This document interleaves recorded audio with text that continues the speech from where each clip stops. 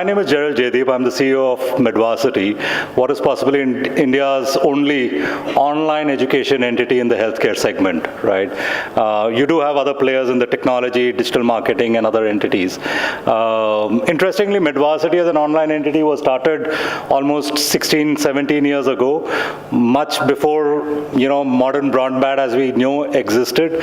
Our chairman, Dr. Pratap Reddy, saw the need to impact healthcare through improved quality of education and therefore democratize it by using technology as a means. So that's where I come in today, and we at Medvarsity try and impact the quality of education in India for the healthcare segment. So, okay, this is working. So that's a quick snapshot. I won't take time on this. So one of the interesting things, I spent yesterday at the IPSC conference, and today, since this morning, I've been at this conference. What I noticed is we have an exceptionally talented set of panelists, even right now, and also a very exceptional set of audience. Some of the questions that were being asked today were truly very impressive. So given that a lot of you come with very deep experience and knowledge in your respective domains, all I wanted to state is that I have very little skills. And I'm going to borrow from what Albert Einstein said and just state that the reason why I'm here on stage and the reason I'm going to talk about augmented reality and technology impacting education is because I'm insanely curious and apply the curiosity to achieve certain goals. And when we looked at the same concept from an education perspective at Medvarsity, keep in mind Medvarsity is an informal education entity. I've spent the last 22 years in informal education ecosystem. Formal education is what you would go through in schools and colleges and formal educational institutions where you have scheduled hours, you have timetable, you get in, you have lab, you have infrastructure, everything working. We deal with technology. We teach people on these devices. We teach people in highly distracted environments. And whether it's medical learning or any other kind of learning that happens on portable devices, mobile devices, online, digital learning, you have to realize that unless the inherent curiosity to learn isn't built into the learner, their ability to benefit from that learner is going to be limited. Right?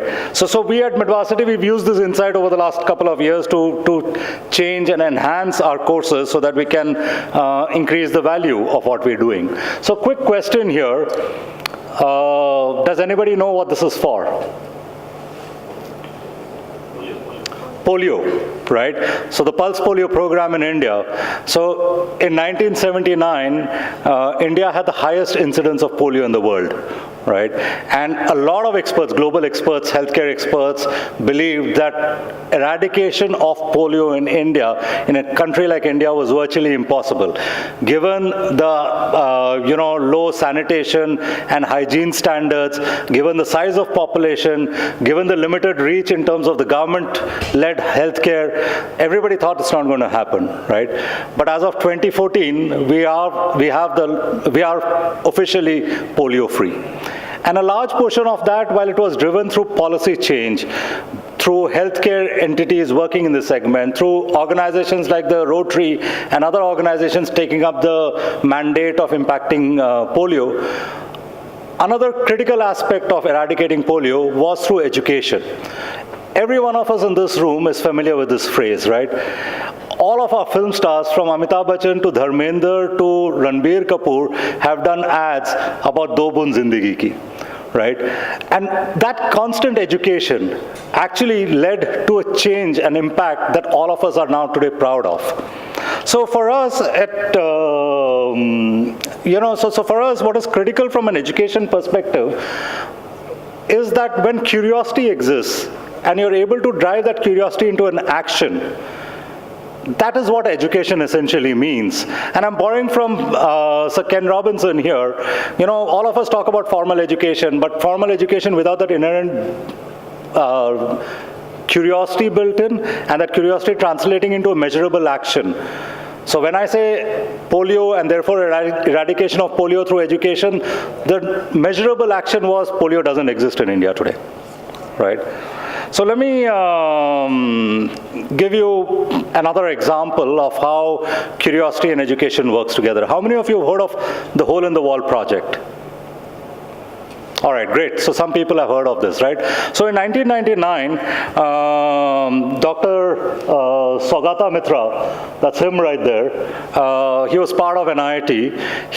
So NIT is head office at that point of time was in Kalkaji in Delhi, and Kalkaji is surrounded by slums on two sides, and there are a couple of corporate offices, right?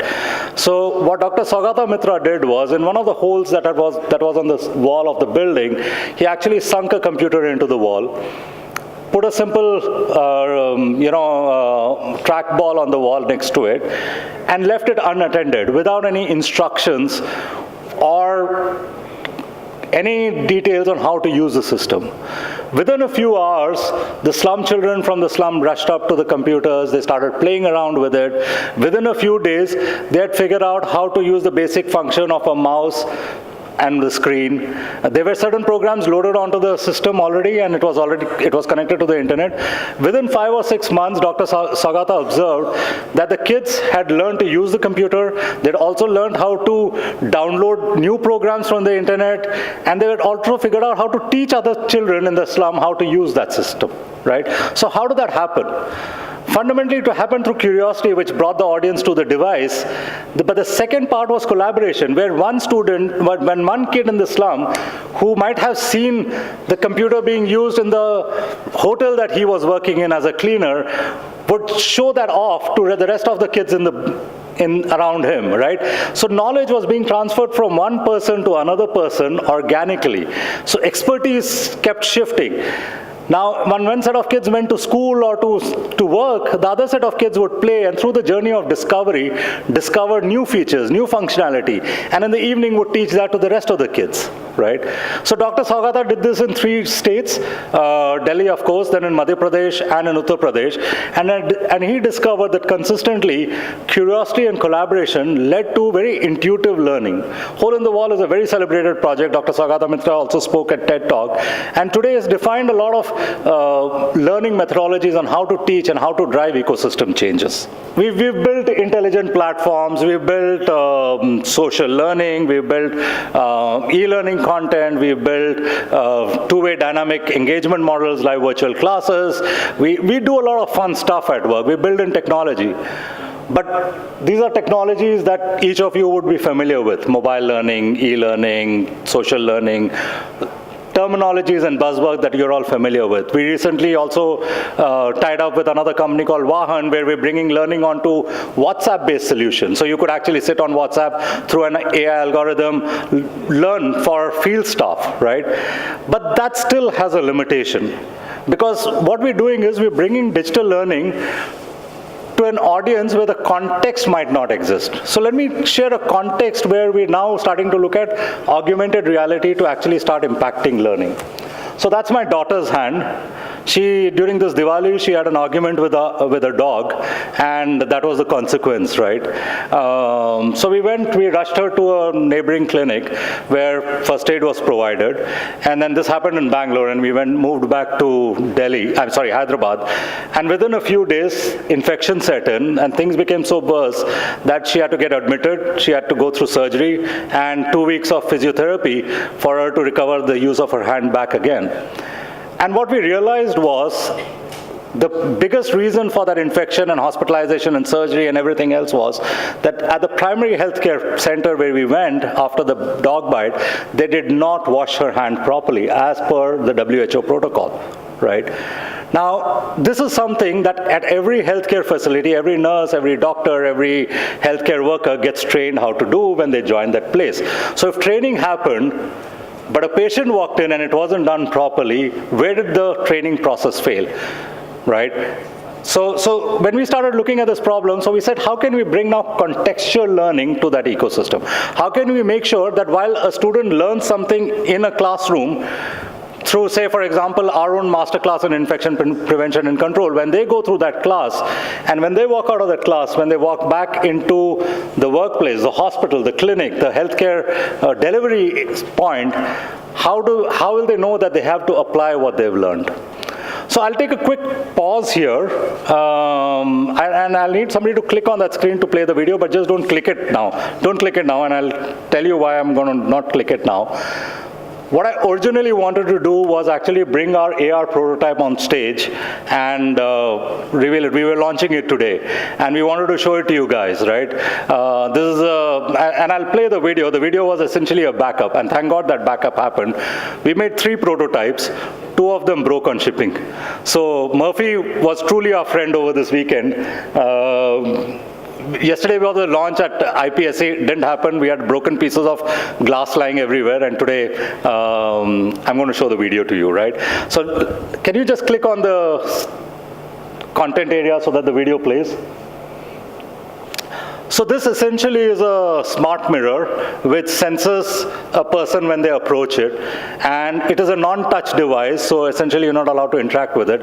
It's a low-cost device. It's built on a Raspberry Pi IoT framework, and can be integrated into every hospital. The cost of the eventual device is going to be less than 25,000 rupees. Our intent is to integrate it in every hospital, every patient treatment area, every OT segment. So keep in mind, it's teaching fundamental skills on what you need to do when you need to wash your hand before touching a patient. What do you need to do when you need to go through the scrub process prior to surgery? And the focus is only the action that you need to do, not the person behind it. And because you watch your reflection when you're doing it, you can just follow the actions that it's executing on.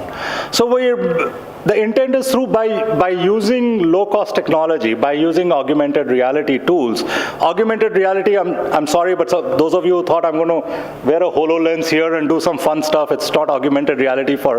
Augmented reality is blending something digital on top of a real world, right? So this is our version of augmented reality. So what we're hoping to do is, through this process, increase the quality of healthcare being provided at the last mile. Thank you so much.